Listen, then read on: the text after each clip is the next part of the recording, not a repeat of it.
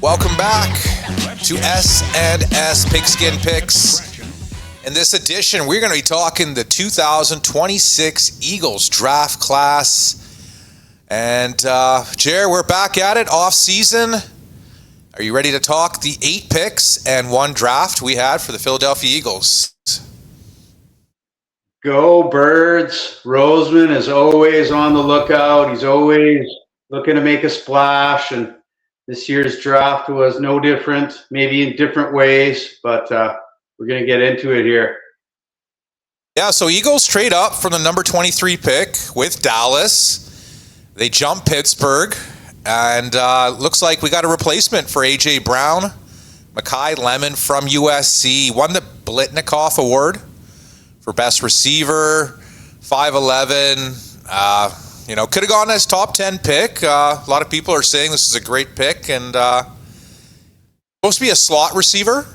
And let's see what he can do. We need another number 2 because A.J. Brown will be gone. So looking like a solid move there. Yeah, although he was mostly a slot receiver in college, I think they're going to turn him into something a bit more, especially if A.J. Brown goes. I know it's the easy move here. Oh, everyone's saying A.J. Brown himself was talking about how he'd like to go to the Patriots. So it seems like it's just a matter of time. But if he doesn't go, hey, we got a killer group of wide receivers, in the room. And, we need a little offense. Let's be honest. We need a little offensive boost after last season, not the most desirable outcomes. I'm sure Sean Mannion's going to have a whole different outlook on things. And, hopefully we get to where we need to be. But, it's A.J. Brown insurance. And if not, then a hell of a receivers room. And yeah, he looks like he can do it all. So I like the pick. Yeah, I would think it's a solid pick for sure. And he's going to be a rookie pay grade as well, so that'll help. We'll slide on over to round 2, pick 54. Eli Stowers, tight end from Vanderbilt. They're saying that Dallas Goedert's only on a 1-year deal, and I think they're looking long term here for a tight end. And he's 6'4".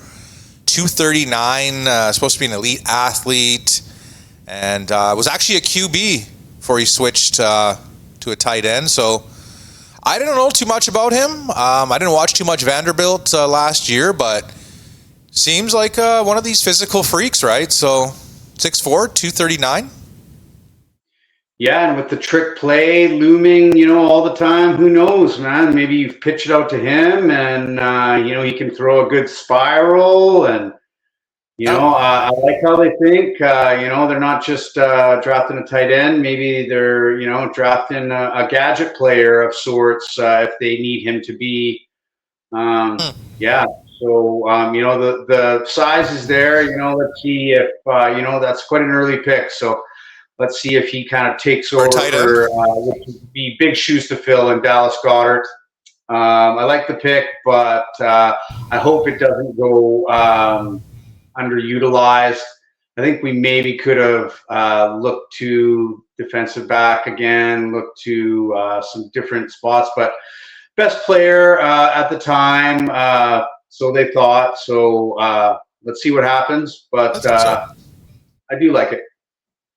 That's an interesting move, right? Because you're taking 2 skill position players with your first 2 picks, and I guess Eagles want to get that offensive power rolling again, man. Last year was pretty tough to watch, so the player to watch out for. Let's move on to round 3, pick 68. Markel Bell, offensive tackle from Miami.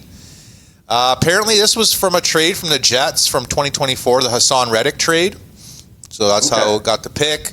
He's 6'9", 346, 87-inch wingspan. Supposed to be like a replacement for Lane Johnson, they're saying. And they're saying he's probably going to be a redshirt this year. But, those numbers, you don't get too many humans that size, right? So No, apparently he can move around too. He can play different positions. He's obviously best at where they draft him at. Sorry, it's escaping me right now. Offensive tackle. Position. Yeah, offensive tackle. But yeah, apparently he can play. He can do it all, and with that size, yeah. And then having one of the best offensive lines in the NFL for the last few years, and just having to replenish that line is a tall order. So yeah, I love the pick. The size to give our running game that boost it needs. I know probably won't get to the time this year, but I believe Saquon will be running his ass off for a few more years. So running in between a 6'9", 340-pound guy sounds pretty good to him, I think. So. Oh hell yeah! I mean, you're also getting younger too. Another rookie pay scale, so I think it's good. You're building for the future. All these three guys, they look like blue chip guys so far. So let's take a quick peek at the trade that the Eagles did. Eagles sent 2 third-round picks for Pro Bowl edge Jonathan Greenard. I don't know too much about him, but obviously he's a Pro Bowler. Eagles lost Jalen Phillips in free agency, so seems like another win-win move for Mr. Roseman. Oh yeah, Greenard. I believe he came from the Texans before he was on the Vikings, and right. Yeah, like he was just that guy. He's like, oh, watch out for him. And yeah, I think he did great in Minnesota, and I think he's just one of those guys that just fits in with our defense. I don't think there's going to be too much growing pains. He's just going to fit right in and.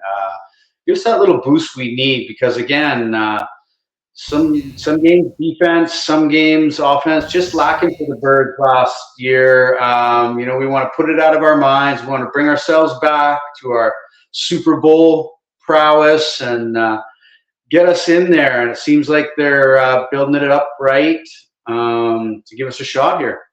I'm excited. Yeah. Looks like a good move. 2 third-round picks. It's a bit steep, but I mean, you're getting a blue-chip guy, so I think it's all to the good there. Let's look at the 5th-round pick 178. Eagles going back to the North Dakota State well. We know, 2015 that they drafted big burly Carson Wentz. This year they're drafting a guy named Cole Payton, lefty QB. Threw 16 touchdowns, rushed for like 13, kind of like a Taysom Hill, they're calling him. Okay. Play a little halfback. You can play quarterback. But yeah, they're saying he's going to be a developmental guy behind Jalen Hurts and Andy Dalton. And I don't know. I mean, he's coming out of Division II. Maybe they got a little rabbit in the hat here. I don't know. I mean, interesting pick. Lefty quarterback. Well, we're big on the next man up on the show, and Dalton's not getting any younger, and Jalen seems like every year he has this one little injury. Maybe he's out for 2-3 games. Are they giving up on? So yeah, you need that guy, and especially a guy that can create some magic. Like he can not only throw the ball, like he can he can do this and that, So keep the defense on their toes. If this guy comes in the game, they don't know what they're going to get. I like the good pick. Gadget guy. Yeah, no, for sure. And I guess Tanner McKee's already gone, or what's going on with that?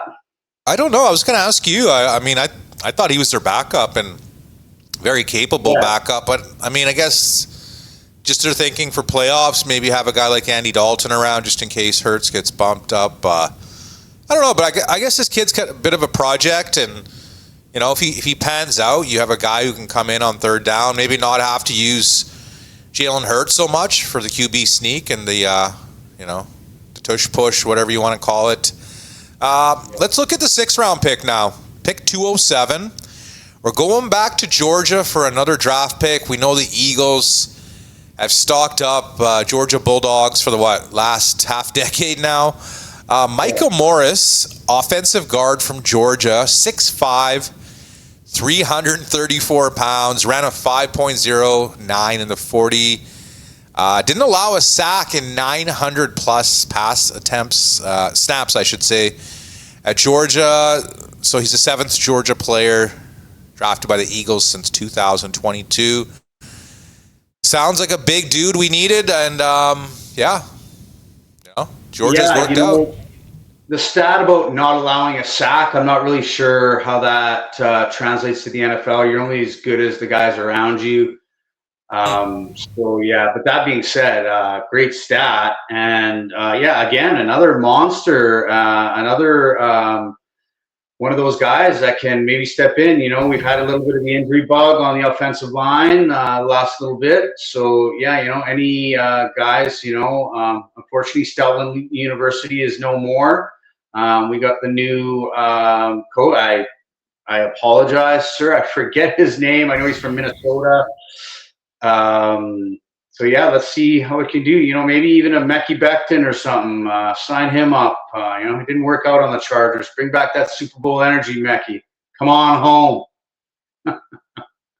Yep, I like that one. Okay, so let's look at the 7th round pick. There's 2 picks in the 7th round. Pick 244, safety from Texas Tech, Cole Wishnowski. I think his brother played. Gunnar Wishnowski used to play for the Patriots and a couple other teams, so a little bit of an athlete background. 6'3", 219, 78 tackles, a sack, 2 forced fumbles, yada yada. It's more of like they're saying like a safety linebacker convert type for Vic Fangio, and helps after Reed, Blankenship, and Sidney Brown departure. So let's see what this kid can do. Seems like a bit of an athlete, right? So. A little shot in the dark, little 7th round magic, hopefully, for the Eagles there. And then the other 7th round pick, Jer, this guy got a lot of publicity. The kid from Nigeria has never even played organized football.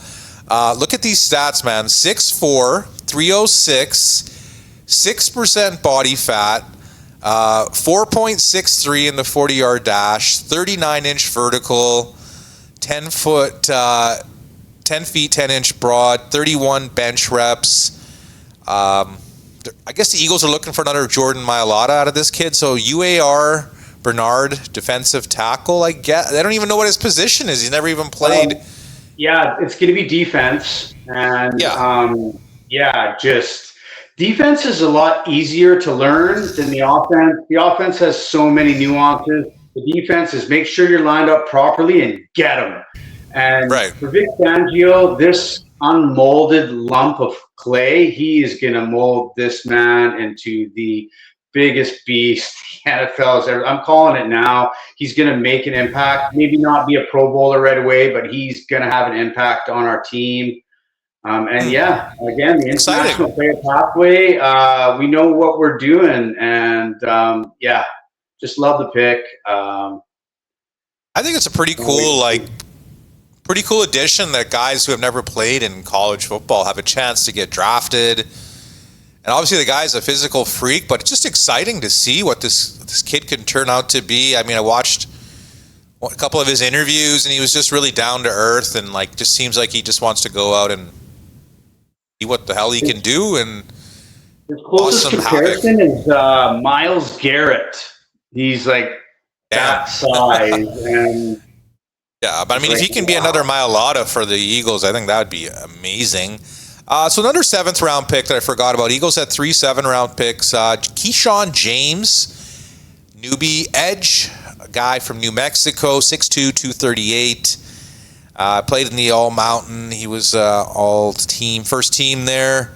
So another, I guess, speed guy for the edge, trying to get to the quarterback. See what he can do, I guess. Good depth guy. Yeah. Keyshawn James, newbie. So overall, 8 picks. Pretty good. We got a lot of athletes there. Saying offense early, athletic freaks late. How we went big on wide receiver, tight end to retool for potential post A.J. Brown era. Grabbed Lane Johnson's possible replacement. Took 3 shots on the upside guys in round 7 there, and I think the big story is we got a solid wide receiver, Mekhi Lemon, for years and years to come, and Greenard obviously has proven himself in the league. So I think we got a pass rusher and we got another really good receiver, Jer. Not much bad you can say. I don't know. What are your final final thoughts on all the picks and the trade and everything else that Mr. Howie Roseman has up his sleeve? At least 14 wins for the Birds next season. If the D can keep us under 20 average, under 20 points a game, 14 wins. On it now. Well, we got to stay healthy. That's the number one thing, right? We know the Eagles have had a lot of injuries in their non-Super Bowl years. So, and I think the draft, with the draft being over, I guess the next big thing will be the schedule. I think that should be coming out. And is it June? Yeah. I don't know. I know it's after like the NBA Finals. Usually all that stuff's over, but we'll take a look at the schedule for the Eagles when that comes out, and it's the lines will come out right after that too. So maybe we'll take a peek at those. And we did pretty well with our week 1 show last year. We got a lot of views, so maybe we can put out another one early and get some more subs and likes and thumbs ups and notifications, all that good stuff. But yeah, I think that wraps up our show for the Eagles 2026 draft class. So thankful you guys could join us, and we're going to be back for, I guess, schedule breakdown for the Eagles. Okay. See you guys next time. Go Birds.